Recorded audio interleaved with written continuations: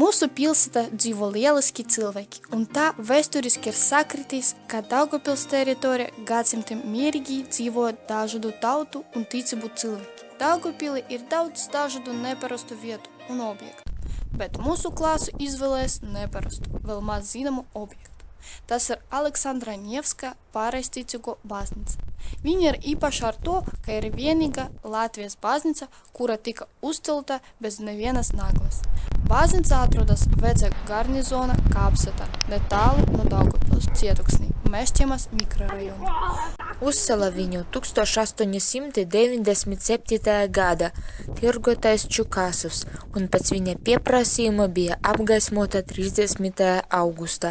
Pārsteidz tāds fakts, ka baznīca netika reģistrēta neviena reģistra, ne militārā, ne reliģiskā, ne pilsonīgā, un ļoti maz cilvēku zina par viņas esamību. Un neraugoties uz to, ka tas ir diezgan unikāls vēsturisks objekts ar sarežģītu vēsturi, tas šogad svin 118 gadu kopš tās uzcelšanas. Pirmais un otrais pasaules karš nesabojāja dārgumu.